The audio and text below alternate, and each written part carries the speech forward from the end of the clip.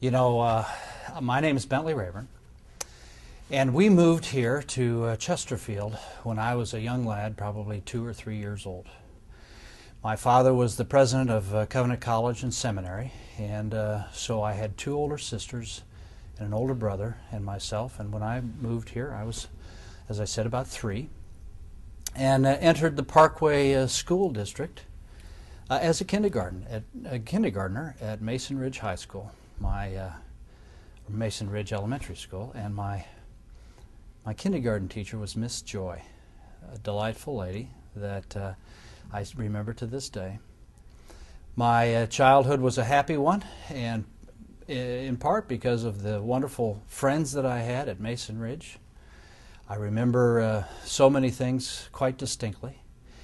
And you know, as a professional military man, in many regards, I'd like to go back and do a few things differently, because you might find it strange in today's world, but back then, many will remember that we took Russian in elementary school. And I took 3 years of Russian in elementary school from Mr. Breitberg.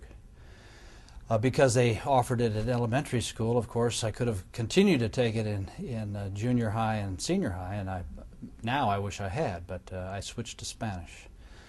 But after elementary school, I went to Parkway South. We were right on the border of the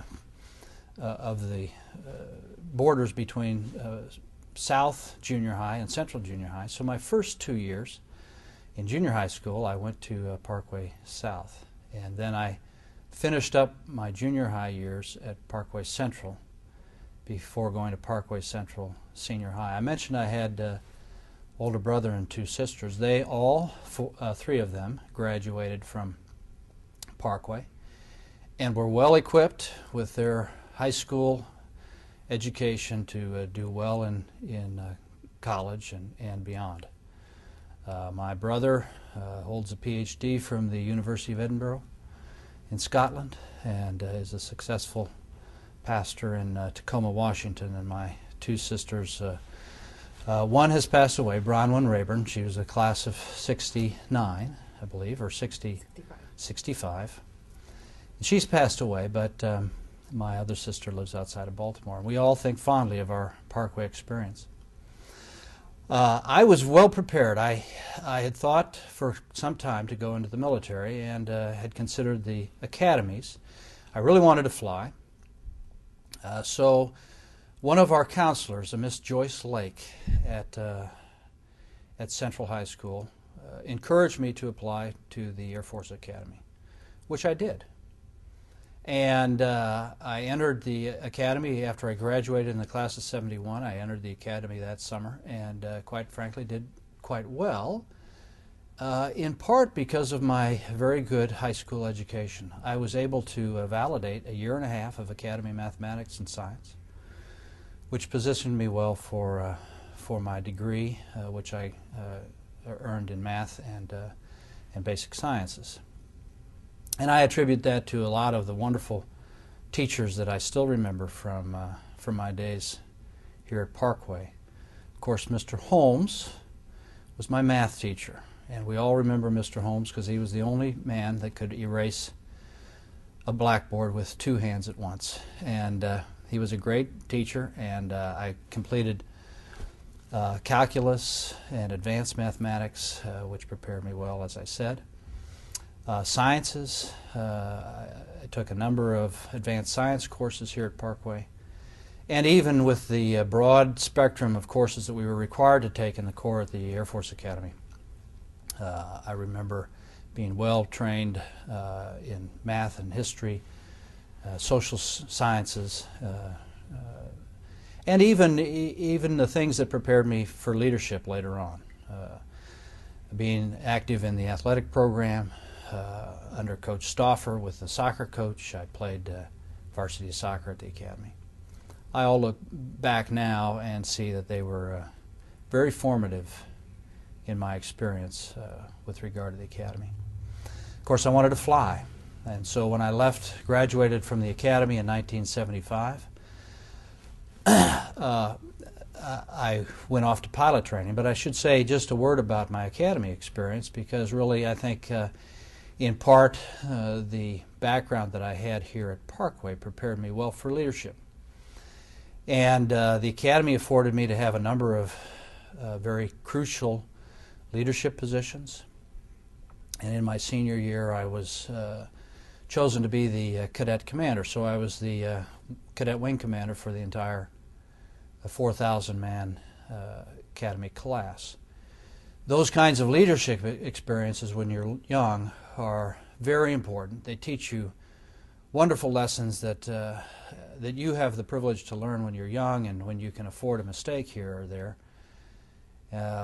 when it's a lot more difficult later on.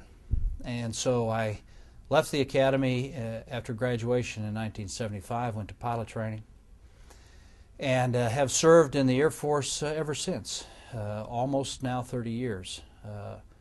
Next June will be 30 years.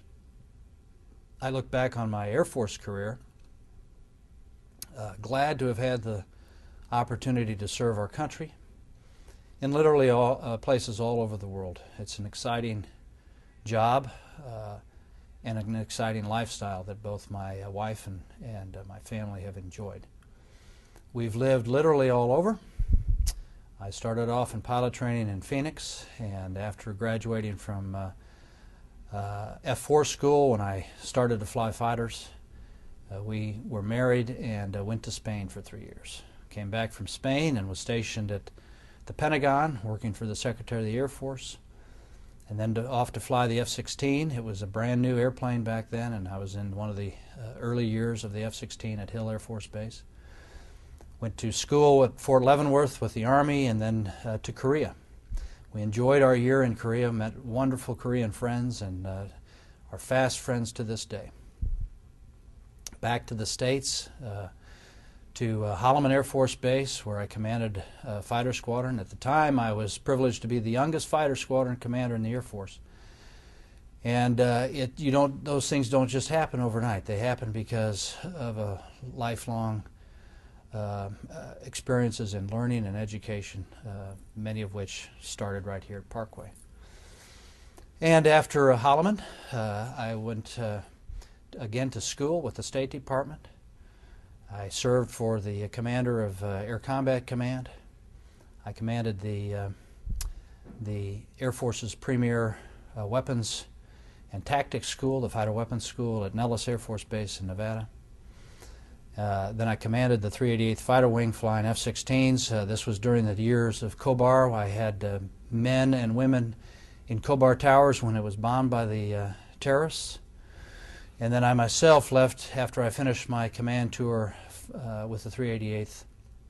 I went to Saudi Arabia to command our large combat wing south of Riyadh. From there I had been promoted to brigadier, and I returned to Langley to work on the Air Combat Command staff. And from Langley then was posted down to the Air War College to command the Air War College before taking my present job as the commander of the Doctrine Center, working for our Chief of Staff, General John Jumper. So as I look back on my career, I see so many wonderful opportunities that I've had to serve, and also that have come to me because of so many wonderful people that I've served with. And they go all the way back to those early days at Parkway High School, Parkway Central Junior High, Parkway South Junior High, and Mason Ridge Elementary School.